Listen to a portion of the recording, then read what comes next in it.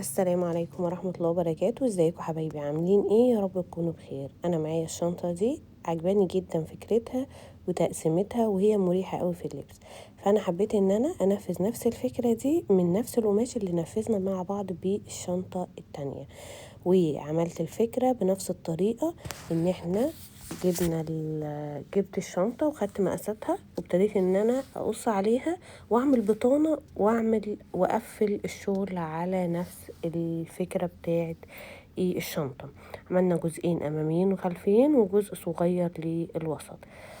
هنا الشنطة دي فكرتها يعني تعتبر فيها شوية تفاصيل داخلية في التفصيل عن التانية، لأن التانية كانت مجرد التقفيل مع برضو أنا هنا برضو فكيت حاجات عندي برضو، يعني فك عندي شنطة كاملة واخدة منها السوستة والاكسسوارات اللي فيها والحاجات دي نفس الفكرة. وده برضو كان جزء من شغل عندي في الجزء اللي هو ال الجلد ده. ابتديت ان انا استخدمه برضو للاطار الخارجي للشنطة، بحيث ان انا اقرب من الديزاين الشنطة اللي معايا. هنا الجزء ده احنا عملناه مع بعض في الفيديو التاني، هبقى انزل لكم الفيديو في صندوق الوصف لو حابين تشوفوا الفيديو برضو. التانية طريقة اسهل شوية واسرع، ممكن لو حابين تنفذوا التانية الاول وبعد كده دي، لان هي الفكرة هنا ممكن تكون فيها تفاصيل اكتر شوية. هنبتدي ان احنا الشغل ده هناخده مع بعض، نعمل لكل جزء منه بطانة زي ما اتفقنا، وهنبتدي ان احنا بعد كده ندخل على جزء التقفيل. من افضل التجارب اللي انا جربتها وانبسطت منها جدا على فكرة تنفيذ الشنطة بالطريقة دي. وانا بقى ان شاء الله قريبا هنفذها معاكم في جلد. انا عاملة على فكرة الشنط الجلد دي بس في حاجات تانية، ما عملتهاش في حاجة خروج بناتي بصراحة، يعني عاملاها في حاجات في شنط للأغراض، للمدرسة، للدروس، عاملة شنط دروس وكده، هنزل لكم صور منها برضو.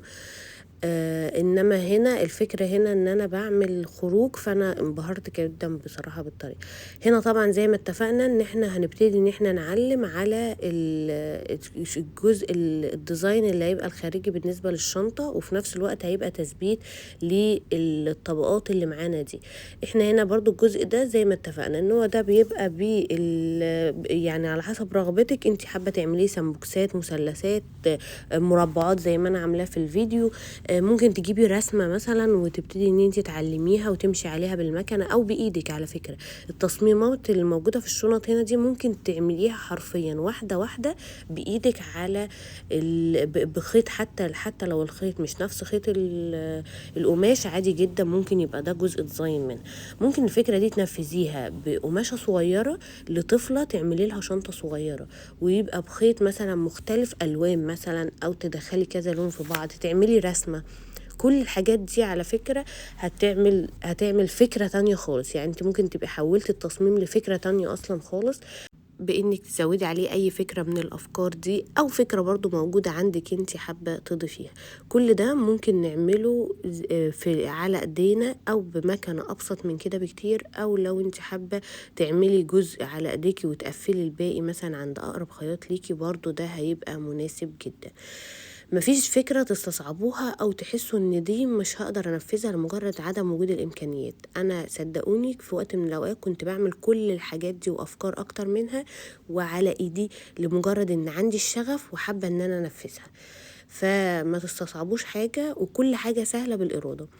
هنا طبعا ابتدينا ان احنا نمشي على العلامات اللي احنا عاملينها، ان احنا نطلع الشكل اللي انتوا شايفينه ده، وفي نفس الوقت بنثبت القماشة بشكل جميل جدا بصراحة. لان طبعا معظم الشنط بتبقى جلد، بتحسي ان انت متعودة على ان الشنطة تبقى واقفة معاكي كده وايه، واخدة وضعها كده، ما تبقاش يعني ايه، تحسن ان هي قماشة لينة يعني معاكي. نبتدي ان احنا نثبت بقى واحدة واحدة، ودي مرحلة لذيذة قوي على فكرة يعني بالمناسبة. يعني ان انت ايه، تحسي ان انت بتطلعي شيء من لا شيء. فجأة كده بتحسي ان بتبتدي تكوني حاجة كده، لمجرد ان انت رايحة جاية على المكنة ابتديتي ان انت تكوني حاجة صلبة معاكي كده، وتقدري تعملي فعلا منها شنطة. لو وصلتي معايا لحد هنا في الفيديو بتمنى يكون الفيديو مبدئيا عاجبك، واكون مش ما كنتش طولت عليكم، واكون قادرة اقدم فكرة تنال اعجابكم. وبتمنى تشتركوا في القناة وتفعلوا زر الجرس وتتابعوني على الفيسبوك والتيك توك. هسيب لكم كل ده في صندوق الوصف، وهسيب لكم الفيديو بتاع الشنطة التانية في صندوق الوصف. هنا الجزء ده حبيت ان انا اشاركه معاكم برضو في الشنطة، لان دي حاجة انا استفدت منها من الشنطة اللي قبلها، ان انا افرغ حوالين السوستة وحوالين الخياطة اللي انا هقفل جناب الشنطة بيها. لو ده افضل من اني ادخل الجزء البطانة ده معانا في التقفيل، لاني هو يعني ايه بيعكس شوية، يعني مش بيخلي التقفيل كويس قوي، وفي نفس الوقت بيبقى انضف بالنسبة للسوستة وكده.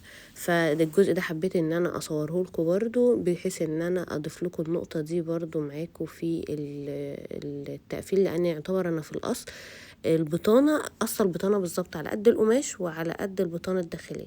ابتديت ان انا هنا اقفل الجناب بتاعة الجنب ده اللي هو مش هيركب فيه السوستة، الجنب ده اللي هيركب فيه الجيب الصغير اللي بين القطعتين. تمام. هضغطه كده وايه، وادوس عليه بالمكنة ان انا اطلعه على نضيف زي ما انتوا شايفين كده.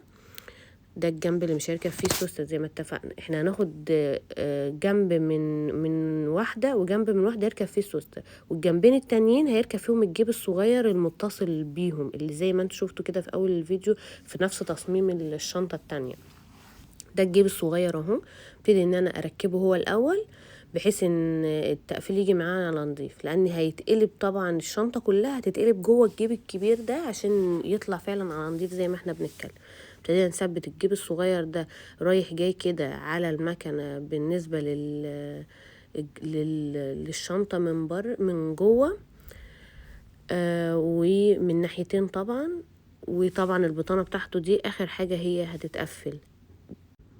الفيديو طبعا كان طويل جدا، بس انا حاولت ان انا اختصر لكم فيه كتير واسرع كتير، بحيث ان انا ما اطولش عليكم. بتمنى اكون فعلا ما اطولش عليكم، لان هو طبعا الفكره بتبقى مش كلها حاضره معايا بالنسبه للشنطه.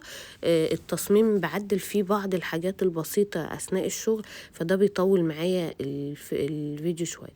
هنا الجزء ده بتاع الجيب اهو، زي ما اتفقنا قفلنا الجيب، دخلنا كل الشنطه جواه، الجيب الصغير دخلنا كل الشنطه جواه وقفلنا الجيب من جوه عشان يبقى على نضيف زي ما اتفقنا. وبعد كده قلبنا الشنطه كلها من جوه اهو، طلعت معانا الشنطه كلها اهي. وهبتدي ان انا اقفل الحته اللي باقيه من الجيب اللي هي البطانه من جوه دي خلاص كده يعتبر ايه، تبقى حاجة بسيطة. هنا بقى الجزء ده الجزء الاكسسوارات طبعا اللي انا مستغليه من الشنط القديمة اللي عندي. ابتديت ان انا اجيب قطعة من القماش واركبها في المعدن طبعا اللي هيركب فيه اليد بتاعة الشنطة، وهركبها بقى في الجيب الصغير ده. وده من الحاجات اللي انا برضو نسيتها وانا بقفل الجيب في الاول. يعني المفروض ان انا وانا بقفله في الاول اثبتها، واجي في التقفيل النهائي هي ادوس عليها رايحه جايه كده، ابقى خلاص كده تمام هي ركبت. لا انا نسيتها برضو، ورجعت فتحت لها حته كده، وقمت جايه مركباها في الجيب الصغير، لان هي تبقى طبعا في محط توازن الشنطه، اللي هو الجيب الصغير اللي في نص الشنطه ده هو يعتبر توازن الشنطه، لانه في وسط الشنطه. وابتديت ان انا اركب الحلقتين دول. انا كان نفسي بصراحه اوريكم وانا بفك الشنطه برضو، بحيث ان في ناس كتير ممكن ما تبقاش عارفه ازاي ممكن تفكها، وده ان شاء الله اعمله معاكم في اقرب فرصه. بس انا فعلا كنت فكه الشنط دي عندي من بقالها كتير جدا، يعني عندي كذا شنطه فكاها.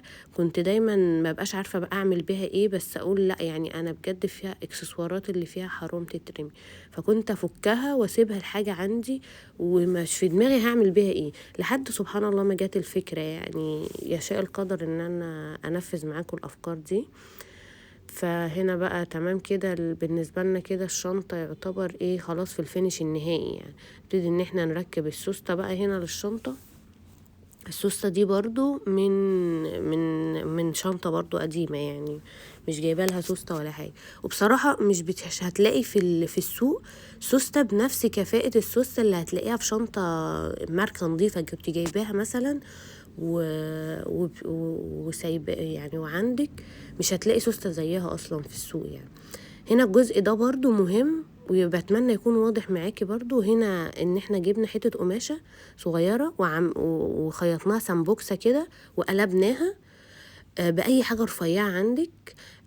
عدلتي السمبوكسة من جوه كده وقمتي مدخلة جواها الايه السوستة، ورايحة جاية كده بحيث ان انتي تظبطي الفينش بتاع السوستة زي بالظبط ما بتبقى موجودة معاكي في الشنطة اللي انتي بتشتريها. يعني برضو دي افكار. انا هنا على فكرة السوستة كان فيها، بس كان لازم طبعا اعمل لها من نفس خامة الشنطة، فلغينا اللي كانت فيها وعملت الفكرة دي وعملتها من نفس الخامة يعني. ابتدينا هنا نركب السوسته، وده كده خلاص يعتبر احنا كده في النهائي يعني بتاع الشنطه خلاص.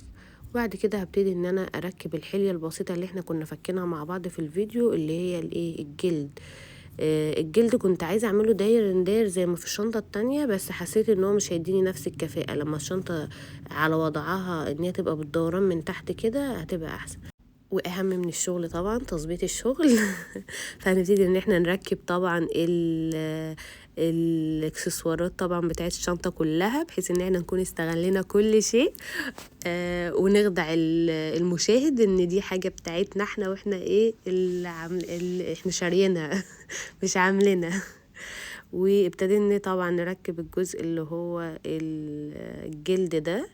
هو اقرب حاجة موجودة عندي، يعني مش شايفاها هي يعني افضل حاجة، بس هي يعني ده المتاح، يعني ده كان المتاح بالنسبة للشنطة دي. بحيث ان انا مش حابة ان انا اوقف الفكرة على حاجة معينة، احب اكملها للاخر، حتى لو في وقت من الاوقات ممكن بعد كده اعدل الجزء ده. بس هو دي كانت اقرب حاجة موجودة عندي ممكن اركبها لها، وطلعت كويسة يعني، مش راضية عن النتيجة، يعني كويسة وحلوة. بس ان شاء الله برضو لو في حاجة تانية افضل ممكن ابقى افكها عادي واركبها يعني. ده طبعا هنا طبعا بنضف بس الشغل النهائي بالنسبة للشنطة، لان طبعا فيها خيوط كتير. كل جزء فيها يعتبر متخيط ومنداس عليه يعني. فبنبتدي ان احنا ننظف كل الشغل ده. وهنا طبعا الفينش النهائي للشنطة. بتمنى تكون الفكرة عجبتكم، بتمنى تستفادوا منها وتشاركوها مع اصحابكم، وبتمنى ان انتوا تكونوا معانا في القناة، وتفعلوا زر الجرس وتشتركوا معانا في القناة وتشاهدوا معانا كل جديد. ولو عجبكم الفيديو ياريت تبعتولي في التعليقات. والسلام عليكم ورحمة الله وبركاته. سلام.